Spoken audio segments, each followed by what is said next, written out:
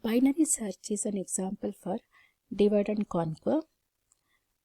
Now I'll illustrate with the example. In order to apply binary search, the elements of the array must be sorted. Here n equal to 5. Set L to lower index, that is equal to 1. H to upper index, that is equal to 5. Now for finding different keys, we'll work on this. In case 1, k equal to 10. This you are required to search in the array. For that, compare 10 with the mid element. Key is less than the mid element. So, set lower limit remains same. L is equal to 1 itself. Set h to m minus 1. That is h equal to 2. Again find the mid value equal to 1. Now, key 10 is compared with a1, that is a1 is 10. So here you are finding the element at this location, return m as the value. So where you found the key element, now return 1 here.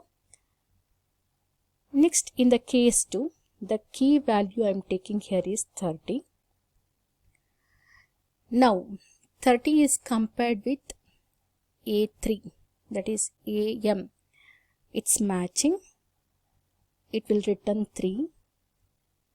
Only one comparison is being made. This is the example for best case. Next, key equal to 60. 60 is greater than middle element. So search continues in the second half of the array. L equal to, now it's equal to 4, that is m plus 1, and h remains same here. Find mid equal to 4. Again key is compared with the middle element, that is 40. So 60 is again greater than 40. Now set lower bound, that is L to 5. H remains same, m equal to 5. Now again 60 is compared with a5. So 60 is greater than 50. So set L to m plus 1, that is 6. Now with this you are reaching the condition L is greater than 5. That means there is no possibility of finding the element 60. So with this, I think you can write the algorithm. Initially set L to 1, H to n.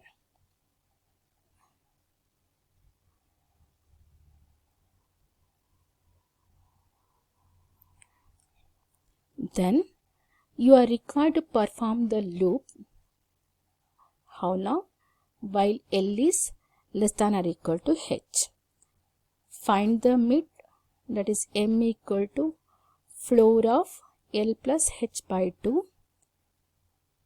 In case k matches with am, return m, or otherwise compare k with am, a of m.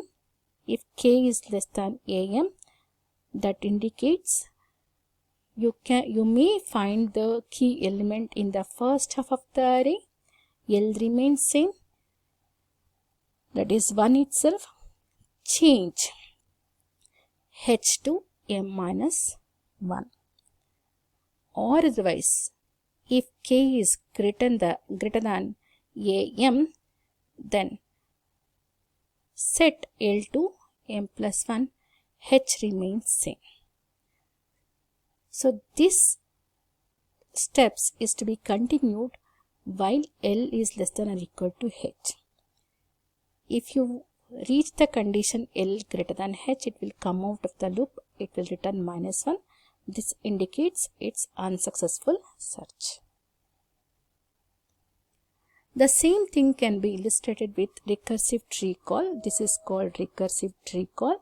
In every iteration, value of L, H is also being written. This node represents the m value. Now I have taken k equal to 7 here. 7 is compared with the 7th element of the array, that is 54. Since it is less, 7 is less than 54, search continues in the left subtree. 7 is compared with now third element, that is 0. 7 is greater than 0, search continues in the right subtree. Now again here 7 is compared with the 5th element of the array, that is 9. 7 is less than 9, so search continues in the left subtree. Now at this point of time, L equal to H equal to M equal to 4. Now fourth element is 7. It matches with the key element. So in order to find this 7, 1, 2, 3, 4. 4 comparisons is being made. So one more example is being taken. Here 158. So now 158 is compared with 7th element, that is 54. It is greater. So search continues in the right subtree. Again 158 is compared with the 11th element, that is 125. It is greater, so search continues in the right subtree.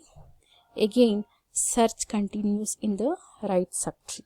So totally, look at here, 158 is still greater than 151. So L equal to now m plus 1, that is 15, H equal to 14. Number of comparison is 14 in this example. So for every element, the number of comparison is being written. So look at here, 54, only one comparison. 151, 4 comparisons. And if you want to find minus 15, 3 comparison. For every element of the array, total number of comparisons required is being written in this slide. Okay, so look at, in case if the element is not there in the array, the maximum number of comparison required is either 3 or 4. For example, if you want to search for minus 14, which is less than minus 15, 1, 2, 3. So after doing 3 comparison, then only you can conclude minus 14 is not there in the array. This is the advantage, because same thing if you want to do in linear search, if there are 1000 elements, then you are required to do 1000 comparison in the worst case. But in binary search, 1000 elements can be arranged in binary search tree with 10 levels, that is 2 power 10 is approximately 1024. So maximum number of comparisons will be 10. That we will see. Number of comparisons required in binary search can be listed with the recurrence relation.